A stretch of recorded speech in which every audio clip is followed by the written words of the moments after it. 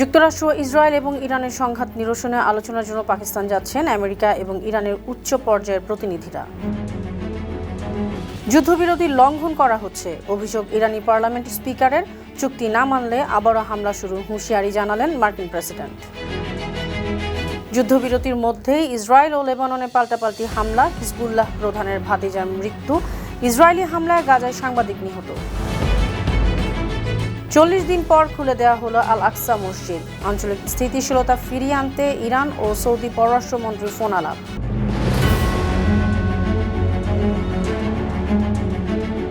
শুনছিলেন সংবাদ শিরোনাম। সবাইকে স্বাগত জানাচ্ছি বিশ্বজুড়ে প্রতিদিনে। বিশ্বের বিভিন্ন প্রান্তের সবশেষ তথ্য জানাতে আপনাদের সঙ্গে আছি আমি অনন্যা চৈতি। ইরান ও যুক্তরাষ্ট্রের মধ্যে শর্ত সাপেক্ষে 2 সপ্তাহের জন্য যুদ্ধবিরতি চলাকালেও ইসরায়েল ও লেবাননের মধ্যে পাল্টাপাল্টি ব্যাপক হামলা চলছে। ইরান বলছে যুদ্ধবিরতির আওতায় লেবাননও আছে, অন্যদিকে ইসরায়েলের দাবি লেবানন নেই। এমন পাল্টাপাল্টি দাবির কারণে যুদ্ধবিরতির স্থায়িত্ব নিয়ে শঙ্কা দেখা দিয়েছে।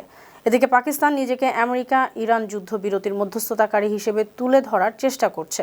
তবে ফিনান্সিয়াল টাইমসের প্রতিবেদনে বলা হয়েছে, হোয়াইট হাউসই ইসলামাবাদকে ইরানের সঙ্গে যুদ্ধবিরতি করাতে চাপ দিয়েছিল। ইসলামাবাদ যুক্তরাষ্ট্রের জন্য সুবিধাজনক মাধ্যম হিসেবে কাজ করেছে। তাদের মাধ্যমে ইরানের উপর অস্থায়ী যুদ্ধবিরতি চাপিয়ে দেওয়া হয়েছে। যুক্তরাষ্ট্র, ইসরায়েল এবং ইরানের সংঘাত নিরসনে চূড়ান্ত সমঝোতার পৌঁছাতে বৃহস্পতিবার রাতে পাকিস্তানের রাজধানী ইসলামাবাদে যাবে ইরানের একটি উচ্চ পর্যায়ের প্রতিনিধি দল। পাকিস্তানে নিযুক্ত ইরানের রাষ্ট্রদূত রেজা আমিরি মোগাদাম এই খবর জানিয়েছেন। অন্যদিকে হোয়াইট হাউস জানিয়েছে, 11 এপ্রিল এই শান্তি আলোচনায় মার্কিন প্রতিনিধি দলের নেতৃত্ব দেবেন ভাইস প্রেসিডেন্ট জেডি ভ্যান্স।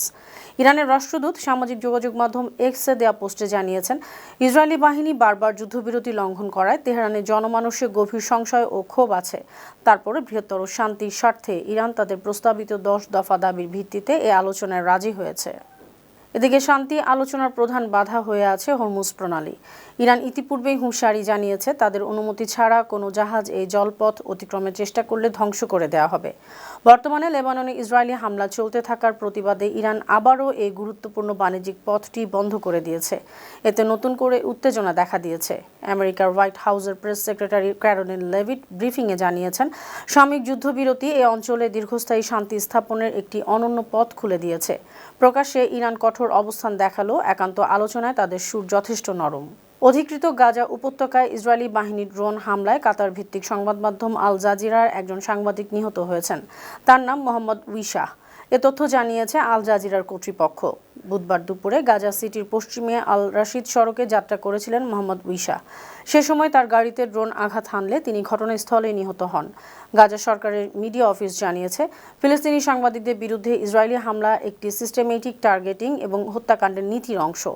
গাজার স্বাস্থ্য মন্ত্রণালয় সহ জানিয়েছে, 2023 সালের অক্টোবর থেকে গাজায় ইসরায়েলি হামলায় উইশাহ সহ 262 জন সাংবাদিক মারা গেছেন।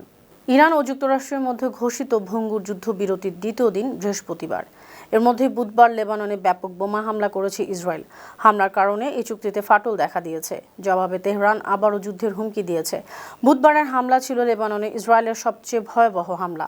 লেবাননের স্বাস্থ্য মন্ত্রণালয় জানিয়েছে, বুধবার 254 জনকে হত্যা করেছে ইসরায়েলি বাহিনী, আহত করেছে প্রায় 900 জনকে। ইসরায়েল জানিয়েছে, হিজবুল্লাহরা ইরান যুক্তরাষ্ট্র চুক্তির অংশ নয়। মার্কিন ভাইস প্রেসিডেন্ট জেডি ভ্যান্সও জানিয়েছেন, যুক্তরাষ্ট্র কখনোই লেবাননকে এই যুদ্ধবিরতির অংশ বলেনি। লেবানন ইস্যুতে ইরান এই আলোচনা ভেস্তে দিলে সেটি তাদের নিজস্ব সিদ্ধান্ত। ইসরায়েলি সামরিক বাহিনী বৃহস্পতিবার দাবি করেছে, তারা লেবাননের রাজনৈতিক ও সশস্ত্র সংগঠন হিজবুল্লাহর প্রধান নাইম কাসেমের ভাতিজাকে হত্যা করেছে। বুধবার রাতে লেবাননের বৈরুতে হামলা করে তাকে হত্যা করা হয়েছে। বিবৃতি দিয়ে ইসরায়েলের সামরিক বাহিনী বলেছে, নাইম কাসেমের ভাতিজার নাম আলী ইউসুফ হার্শি। ইসরায়েলি প্রতিরক্ষা বাহিনী বৈরুত এলাকায় হামলা করলে তিনি নিহত হন। হার্শি নাইম কাসেমের ব্যক্তিগত সচিবের দায়িত্ব পালন করতেন। যুক্তরাষ্ট্র ও ইরানের সাময়িক যুদ্ধবিরতির আওতায় লেবাননকেও অন্তর্ভুক্ত করার আহ্বান জানিয়েছে যুক্তরাজ্য ও অস্ট্রেলিয়া। ব্রিটিশ পররাষ্ট্রমন্ত্রী ইভেন কুপার বিবৃতি দিয়ে জানিয়েছেন, ওয়াশিংটন ও তেহরানের এই সমঝোতায় অবশ্যই লেবাননের সম্পৃক্ত করতে হবে। সংবাদ সংস্থা রয়টার্স জানিয়েছে, হরমুজ প্রণালীতে ইরানের ট্রানজিট ফি আদায়ের প্রচেষ্টারও বিরোধিতা করেছেন কুপার। এদিকে অস্ট্রেলিয়ার প্রধানমন্ত্রী অ্যান্থনি অ্যালবানিজ ব্রিসবেনে সাংবাদিকদের কাছে বলেছেন, যুক্তরাষ্ট্র, ইসরায়েল ও ইরানের যুদ্ধবিরতি লেবাননের ক্ষেত্রেও প্রযোজ্য হওয়া উচিত। তিনি আশঙ্কা জানিয়েছেন, ইসরায়েলের সামরিক অভিযান ওই অঞ্চলের শান্তি প্রক্রিয়া বাধাগ্রস্ত করবে। ইরানের পার্লামেন্ট স্পিকার মোহাম্মদ বাঘের গালিবাফ অভিযোগ করেছেন, লেবাননে হামলা, ইরানি আকাশসীমায় ড্রোনের অনুপ্রবেশ এবং ইরানের ইউরেনিয়াম সমৃদ্ধকরণের অধিকার প্রত্যাখ্যান করে যুদ্ধবিরতি লঙ্ঘন করা হয়েছে। সামাজিক যোগাযোগ মাধ্যম এক্স পোস্টে তিনি বলেছেন, আলোচনার ভিত্তি ইতিমধ্যে লঙ্ঘিত হয়েছে, পরবর্তী আলোচনা এখন অযৌক্তিক। অন্যদিকে হিজবুল্লাহরা জানিয়েছে তাদের প্রতিশোধ নেওয়ার অধিকার আছে। এ ব্যাপারে একজন মার্কিন কর্মকর্তা জানিয়েছেন, যুদ্ধ বন্ধে ইরান যে 10টি শর্ত দিয়েছে, হোয়াইট হাউস তাতে রাজি হয়নি। এদিকে ইরানের বিপ্লবী গার্ড বাহিনী বলেছে, ইসরায়েল হামলা বন্ধ না করলে তারা পাল্টা জবাব দেবে। চূড়ান্ত ও প্রকৃত চুক্তি ইরান পুরোপুরি না মানলে আবারও যুদ্ধ শুরুর হুঁশিয়ারি দিয়েছেন মার্কিন প্রেসিডেন্ট ডোনাল্ড ট্রাম্প। নিজের সামাজিক যোগাযোগ মাধ্যম ট্রুথ সোশ্যালে বিবৃতিতে তিনি জানিয়েছেন, মধ্যপ্রাচ্য এবং ইরানের চারপাশে মোতায়েন করা মার্কিন যুদ্ধজাহাজ, বিমান ও সামরিক সরঞ্জাম আগের অবস্থানেই থাকবে। ইরানের সামরিক শক্তি উল্লেখযোগ্যভাবে কমে গেছে। মার্কিন বাহিনী অতিরিক্ত গোলাবারুদ যে কোনো পরিস্থিতির জন্য প্রস্তুত রেখেছে। তারা লোডিং ও রেস্টিং পর্যায়ে আছে। মার্কিন সেনারা বিজয়ের জন্য মুখিয়ে আছে। ন্যাটো জোটের ওপর নিজের চরম ক্ষোভ ঝেড়েছেন মার্কিন প্রেসিডেন্ট ডোনাল্ড ট্রাম্প। ন্যাটো মহাসচিব মার্ক রুটের সঙ্গে হোয়াইট হাউসে বৈঠকের পর তিনি অভিযোগ করেন, যুক্তরাষ্ট্রের প্রয়োজনের সময় ন্যাটো পাশে থাকেনি, ভবিষ্যতেও তাদের পাওয়া যাবে না। বুধবার রাতে সামাজিক যোগাযোগ মাধ্যম ট্রুথ সোশ্যাল পোস্টে তিনি এমন অভিযোগ করেন। হোয়াইট হাউসে বুধবার রুট ও ট্রাম্প প্রায় 2 ঘন্টা বৈঠক করেন। ইরান ও ইসরায়েলের সংঘাতের পক্ষে ন্যাটো নেতা মার্ক রুট নীতিগত সমর্থন দিয়েছেন, কিন্তু সরাসরি এই যুদ্ধে জড়াতে মিত্র দেশগুলোর অনীহা দেখিয়েছে। এ কারণে খেপেছেন ট্রাম্প। স্থায়ীভাবে যুদ্ধ বন্ধে যুক্তরাষ্ট্র ও ইরানের প্রতিনিধিদের বৈঠকের প্রস্তুতি হিসেবে পাকিস্তানের রাজধানী ইসলামাবাদ ও রাওয়ালপিন্ডিতে 2 দিনের ছুটি ঘোষণা করা হয়েছে। বৃহস্পতিবার ও শুক্রবার এই ছুটি কার্যকর থাকবে। পাকিস্তানের জিও নিউজের প্রতিবেদনে বলা হয়েছে, এই 2 দিন শিক্ষা প্রতিষ্ঠান, সরকারি এবং প্রাইভেট অফিস বন্ধ থাকবে, তবে জরুরি কাজে নিয়োজিত সেবামূলক প্রতিষ্ঠান খোলা থাকবে। আমেরিকার হোয়াইট হাউস কর্তৃপক্ষ জানিয়েছে, আলোচনার জন্য মার্কিন ভাইস প্রেসিডেন্ট জেডি ভেন্সের নেতৃত্বে একটি প্রতিনিধি দল ইসলামাবাদে যাবে। অন্যদিকে পাকিস্তানে নিযুক্ত ইরানের রাষ্ট্রদূত জানিয়েছেন, আলোচনার জন্য আজ রাতে পাকিস্তানের উদ্দেশ্যে যাত্রা করবে ইরানি প্রতিনিধি দল।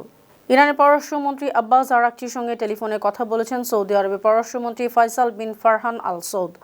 সৌদি আরবের পররাষ্ট্র মন্ত্রণালয় জানিয়েছে, 2 দেশের পররাষ্ট্রমন্ত্রী সাম্প্রতিক আঞ্চলিক পরিস্থিতি পর্যালোচনা করেছেন। তারা অঞ্চলের নিরাপত্তা স্থিতিশীলতা ফিরিয়ে আনার উপায় নিয়ে আলোচনা করেছেন। গেল 28 ফেব্রুয়ারি ইরানে যুক্তরাষ্ট্র ও ইসরায়েল যৌথভাবে হামলা শুরু করে। পাল্টা প্রতিক্রিয়ায় ইরান, ইসরায়েল ও যুক্তরাষ্ট্রের বিভিন্ন লক্ষ্যবস্তুর পাশাপাশি উপসাগরীয় দেশগুলোতেও হামলা শুরু করে। টানটান উত্তেজনার মধ্যে মঙ্গলবার রাতে 2 সপ্তাহের যুদ্ধবিরতির ঘোষণা আসে। যুদ্ধ শুরুর পর এই প্রথম ইরান ও সৌদি আরবের পররাষ্ট্রমন্ত্রীদের মধ্যে আনুষ্ঠানিকভাবে যোগাযোগ হলো। নিজ দেশের শাসন ব্যবস্থার পরিবর্তনের বিষয়ে যুক্তরাষ্ট্রের দাবি নাকচ করেছেন ইরানের শেরশাহের নির্বাসিত পুত্র রেজা পাহলভি। সম্প্রতি ফরাসি সংবাদ মাধ্যমকে দেয়া সাক্ষাৎকারে তিনি বলেছেন, ইরানের শাসন ব্যবস্থা পরিবর্তন হয়নি, আগের সেই একই গোষ্ঠী ইরানে ক্ষমতায় আছেন। তারা হয়তো চলমান সংঘাতের কারণে কিছুটা দুর্বল হয়েছেন। যুক্তরাষ্ট্রে বসবাসরত রেজা পাহলভি বর্তমান ইরানি প্রশাসনকে একটি আহত প্রাণীর সঙ্গে তুলনা করেছেন। বলেছেন, একে অবশ্যই পুরোপুরি নির্মূল করতে হবে। উল্লেখ্য, এর আগে বিভিন্ন অনুষ্ঠানে ইরানকে আবারও মহান রাষ্ট্রে পরিণত করার প্রতিশ্রুতি দিয়েছিলেন পাহলভি। ইরানের বিরুদ্ধে ইসরায়েল ও যুক্তরাষ্ট্রের যৌথ সামরিক অভিযানের কারণে দীর্ঘ 40 দিন অবরুদ্ধ করে রাখা হয়েছিল পবিত্র আল আকসা মসজিদ। অবশেষে বৃহস্পতিবার মুসলিম মুসল্লিদের জন্য খুলে দেওয়া হয়েছে মসজিদটি। অধিকৃত পূর্ব জেরুজালেমের ওল্ড সিটিতে অবস্থিত এই পবিত্র ধর্মীয় স্থানটি ভোরে উন্মুক্ত করার পরপরই শত শত ফিলিস্তিনি সেখানে প্রবেশ করেন। দীর্ঘ সময় পর মসজিদে প্রবেশ করতে পেরে অনেকের চোখের পানি ফেলতে থাকেন, শুকরিয়া সিজদা আদায় করেন। ইসরায়েলি কর্তৃপক্ষ গত 28 ফেব্রুয়ারি ইরানের ওপর হামলা শুরুর দিন থেকে আল আকসা মসজিদের প্রবেশাধিকার সম্পূর্ণ বন্ধ করে দিয়েছিল। সুপ্রিয় দর্শক, এই ছিল আজকের বিশ্বজুড়ে প্রতিদিনের আয়োজনে। দেশ বিদেশের বিভিন্ন খবর নিয়ে আবার আপনাদের সামনে হাজির হব। সেই পর্যন্ত ভালো থাকুন, সুস্থ থাকুন, বাউন্ন টিভির সঙ্গেই থাকুন। ধন্যবাদ।